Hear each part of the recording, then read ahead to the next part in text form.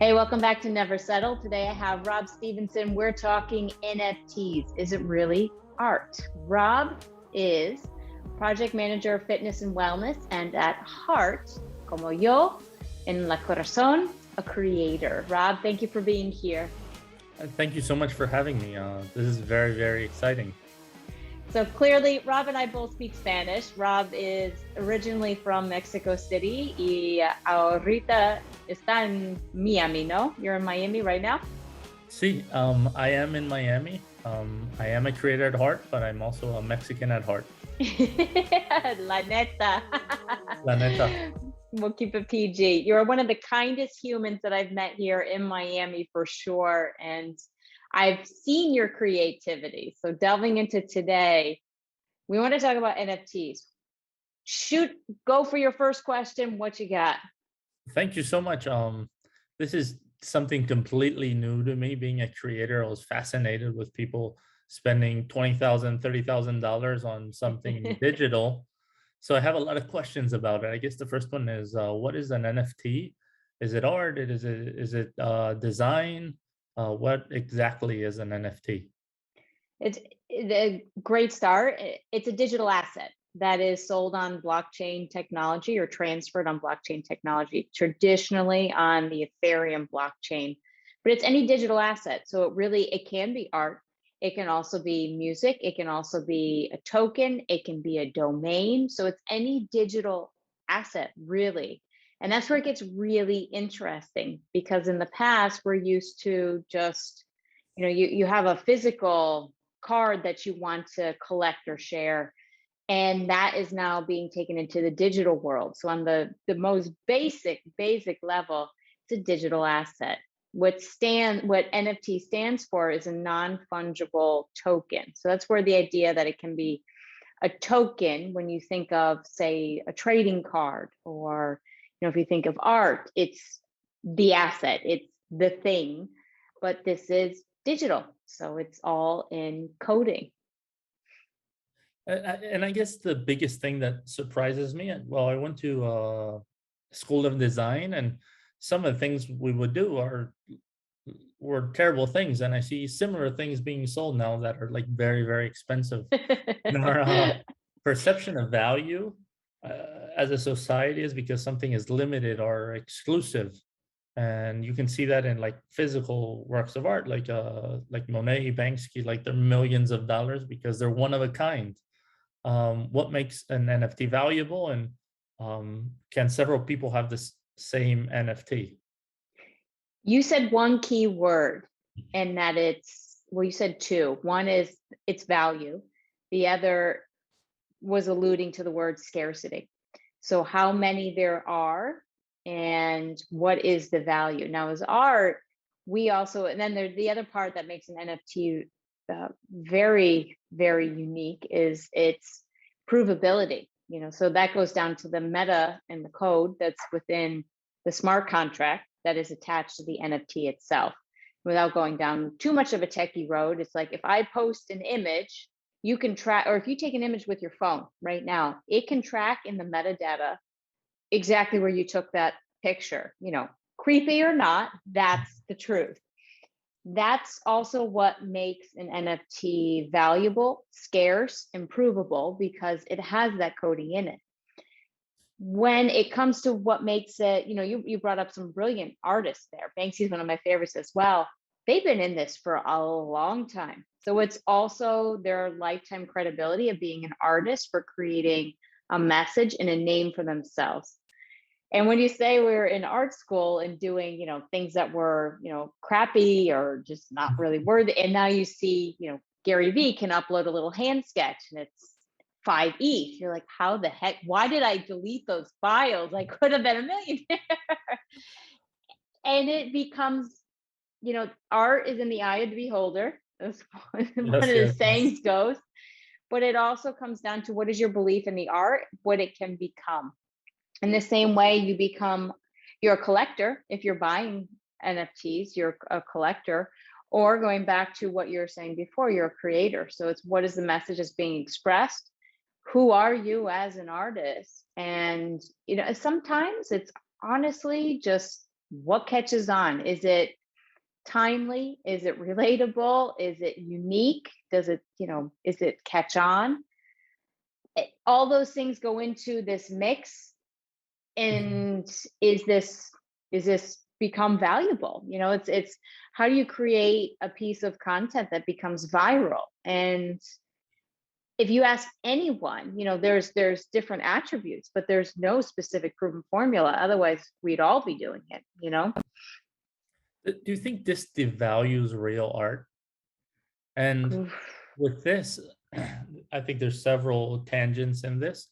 I know Yeah. several like artists in Mexico that are like very, very they're very good, but they have no notion of social media. They can probably barely turn on a computer, but they're amazing artists. Like they have art in Europe and museums and stuff like that. But does this devalue what they do? How would and I guess this is where I love the controversy, because why does it devalue? And then if I were them, like, what, why devalue social media? And it's just to flip the card, flip the coin. Who defines what is art? Who's a definer that digital is not art? Mhm. Yeah, yeah, yeah. A very good point. I guess it is kind of unfair to them because now you're buying pieces of art for $30,000 that are digital, and they're trying to make it. I'm not in pro or in favor of any, but No, I love this, yeah, yeah. because what I would suggest then, why aren't they taking advantage of? Why aren't they finding, the other ways to access? Why aren't, we won't go there in the gobierno, because we know Yeah, that yeah. that will be a big, although in Spain, Santander is now going to be uh, empowering. Um, I would be misquoting exactly, but they are Mhm. going to be accepting Bitcoin as a currency, and they are going to be. I just read this morning, and I know that I'm saying this because I know that there's a lot of Santander banks in Mexico.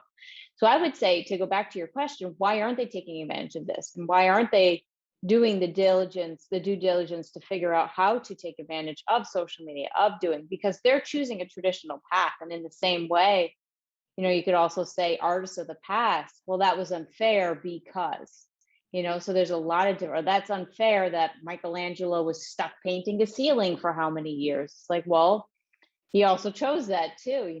What is fair and what is art? And that comes down to, what mediums do we choose? As a visual artist, as we are, there's so many different mediums. So do you choose watercolors, or do you choose photography, or do you choose dance? They're all art forms, but how are you sharing? And I think you and I've had this conversation before, that social media is a form for, in some ways, free advertising. I hate to say that now, because it's like organic reach is Yeah. shot, but at the same time, it's what opportunities are you taking advantage of? And I think those that will adapt Mhm. and incorporate or find the way will allow for that different access. And I guess something that'll make things clearer to me is, what do you think the future of NFTs are? And what do you think the future of regular art is with NFTs growing? I have to ask, what is regular art? I guess everything that's physical art Okay. that you can actually see and touch. I think, and I'm asking this just to really get specifics. I know what you mean, but just to Yes, get yeah. specifics for anybody listening or watching, because it's so controversial. It is like, this is real art, and it's like, yeah, but is it? Yes, yes. Is And it? Because I've been to the ICA and I questioned the same thing. Like, this made it up here. I think I painted something like that when I was 2, but hey, and that's the reason I'm putting out that word, for real because art. for real art, like, who defines real art? Is NFT real art? Is a Picasso real art? And another one could be like Jackson Pollock. Like, he was very controversial, and everybody said it was a mess. And then he became super famous with his paintings because they were just drips on a canvas. And now And his paintings are worth millions and millions of dollars. Do you think NFTs are going in the same direction. People may see it weird now, but in the future they'll be like huge. The short of what you're saying, yes. I don't think everything's going to go that way. I think there's going to be a lot of fluff that starts to fall off. And Mhm. I say that because when everything is new, think of like when the first LED screens, TV screens came out, the price was ridiculous. Now it's you can get a TV for a couple $100s and it becomes a little more disposable. Sorry, environment, but Yeah. there's also the same thing happening, I think, in NFTs where there's this adaptation. People see exactly what you're saying. This is, this person made, $6.9 million. Oh, let's do that too. Brands are doing the same thing. But it's not going to be the same success story for every single brand or NFT that comes after. There's going to be a lot that falls off, just like any new trend to start. That being said, I personally do think NFTs will be here for the lifetimes. And I say that with confidence because in the adaptation phase right now, they're just finding utility, meaning the same way that, Bitcoin years ago, we're all like, yeah, that's not going to work. And then it tanked. I was one of those coulda, woulda, shoulda. Were you too? Did you buy a Yes, long yes, time I ago? think we Yeah. were all were one of those. I sold. And I think I also had like Litecoin at the time, which still is like so. However, then you see, oh, this is coming back. And I think with the pandemic, everything just compressed and took off a lot faster than was originally projected. And the same thing will happen with NFTs. You're going to find more utility. You're going to find more uses for. And over time, that's going to continue to grow. The way that NFTs will start to work within even, the latest talk of metaverse that we were briefly talking on before, there's going to be different adaptations and ways that you can use NFTs within the metaverse themselves. And the more utility they're given, the more value they're given. Think of what we used to use the last part of this, and then interject me. The last part, when we first got cell phones, it was like the little flip out thing. Hello, or maybe, I don't know. This was before my time as well, but it was like big bricks and blocks that you Yeah. pretty much had like everything for. Now it's one, kind of sad to say, where would we be without a phone? It's a life, it's an extended limb. Two, how much we do on the phone, and moving forward, more and more is going to be here than anywhere. That's truly what I believe, and how the NFTs find a place to make it across all of our platforms. It was definitely a very eye-opening answer for me. The long one. Thanks for That's a listening long in. one. If I were to find one of the scribbles I did back in design school and wanted to sell it as an NFT, what are the steps I would have to take to sell my NFT? If somebody would want to buy it, of course. Go in with the confidence that you will make nothing, but if you get something, cool. Yes. It's been my personal approach. I say this, and I'll get back to your how. When people say, how do I make money off of these? And it's like, well, if that's the reason you're getting into it, probably find a different thing to do, And I've always said that with crypto from the beginning as well. Like last year, at the end of last year, like throw in what you're willing to part ways with. And now it's pretty much stabilized that it's here. If you want to get started, there's, I would say, 2 or 3 really important elements to have. One, you need the digital art piece and ensure that it is yours. It wasn't copied or anything. So we're going to check your scribbles. The other part you'll need is the hosting platform that will, that sells, that it exchanges, buys and sells the NFTs. So the bigger mainstream one is OpenSea.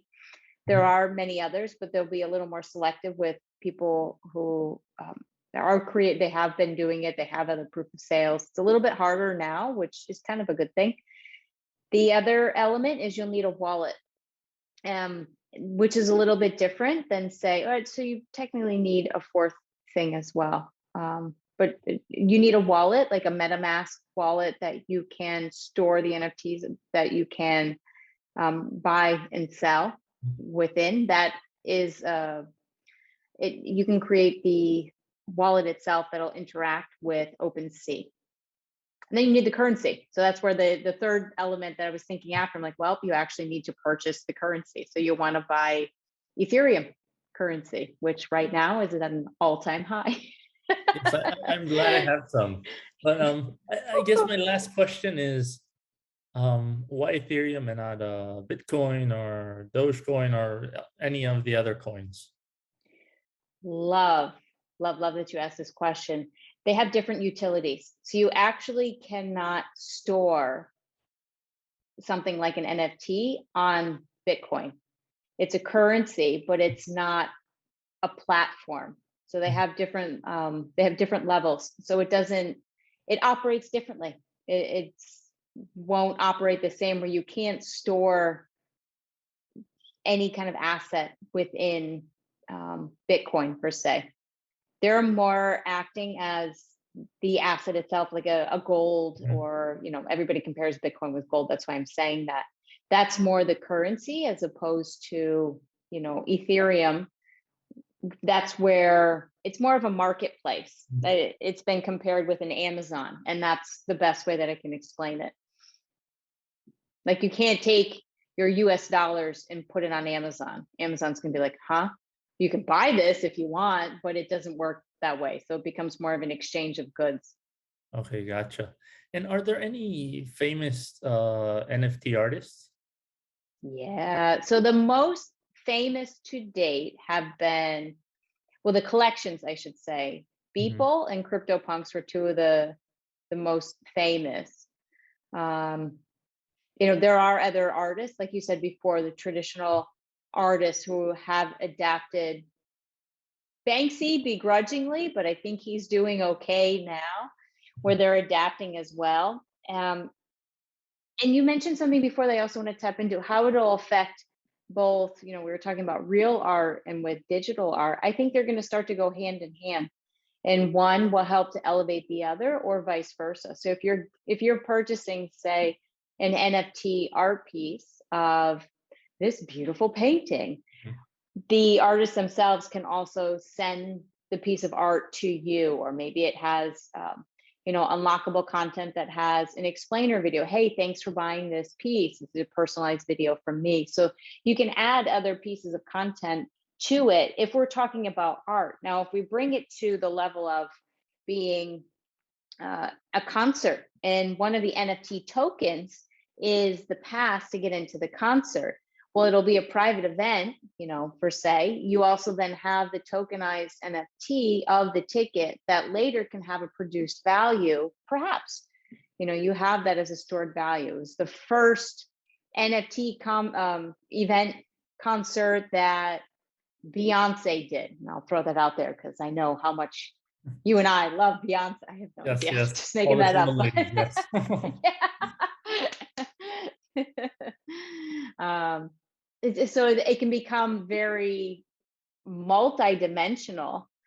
And then you take it into the metaverse, and then maybe it's Beyonce on stage and everybody is there with their glasses on, or they're watching it from their phone, because we're experiencing the metaverse every day on our phones for how we're immersed in it. It just has different utilization. So it really can become exponential. It's such at the infancy that nobody really knows what this will be in 5 to 10 years. It's exciting. I think it's a Yes, really yes. exciting It's, time to be it's a definitely yes. creator, to be Mhm. alive, and to have access to the web, because what we're sharing now, we weren't able to do, say, 100 years ago, or even 50 years ago. There was web 1.0, with all like zeros and ones and DOS. And Yes. then we have what is today like web 2.0, which is what we're connecting on. Then you talk about, web 3.0, which is decentralized.